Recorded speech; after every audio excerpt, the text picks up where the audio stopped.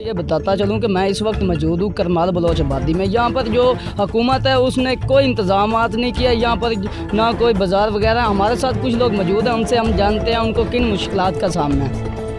अस्सलाम वालेकुम। आज सारा देखो पानी ना खालियाँ ना नाली का शाय नहीं। अब पानी खला है, ना सोलंग बने हुए ना कुछ है, ना टप्पन रास्ता है, ना पानी पीने है, ना नालियाँ ना कोई शाय नहीं। जो इंतज़ामिया यहाँ पर इलेक्शन लेने आती है वो आपको क्या कह कर जाए? वो वोट ला लेंगे उस तो बाद नहीं मिलते, बंदे नहीं।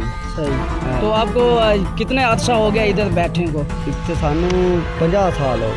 सही। आपको इनका यही कहना है कि यहाँ का जो 50 साल हो चुके हैं यहाँ पर हमारी जो रहायश है बैठे को तकरीबन 50 साल हो चुके हैं। यहाँ पर जो कहते हैं कि सीवरेज का गंदा पानी है वो भी बाज़ारों का रुक कर है। यहाँ पर कोई नाली वगैरह नहीं है। और इनका ये कहना है कि जो इलेक्शन के वक्त MNA MP आते हैं वो इलेक्शन लेकर चले जाते हैं और कोई भी यहाँ पर इंतज़ाम नहीं होता। तो हमारा कैमरामैन आपको दिखाता जा रहा है कि यह जो गंदा पानी है सीवरेज का तो ये बाज़ारों के ऊपर खड़ा है। और आपको ये मैं बताऊँ कि जो यहाँ के इलाका मकीन है उन लोगों ने जो मकान आता है वो भी बाज़ारों के ऊपर बना लिए गए हैं। तो यहाँ पर कोई नुमाइंदा ना कोई म्यूनसिपल कमेटी और ना कोई और भी यहाँ पर पहुँचा है। तो मैं आपको ये बताऊँ कि जो यहाँ पर हुकूमत ने 5 मरला स्कीम निकाली है उनका आपको ये बताऊँ कि जो यहाँ पर हुकूमत ने 5 मरला स्कीम निकाली है उनका भी कोई नुमाइंदा यहाँ पर मौजूद अभी तक साहब हैं। और आपको ये मैं बताऊँ कि यहाँ पर जो गंदगी के ढेर हैं वो भी यहाँ पर अवेलेबल बन चुके हैं। और यहाँ पर इन लोगों ने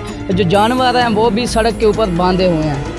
आपको ये बताऊं कि जो यहाँ पर दरख्त वगैरह हैं वो आपको हमारा कैमरामैन भी दिखा सकता है। और हमारे पीछे जो हैं वो भी अभी तक बहुत हैं, लेकिन ये वो भी हमारी आबादी के साथ हैं और यहाँ पर कोई इंतज़ामिया नहीं आता।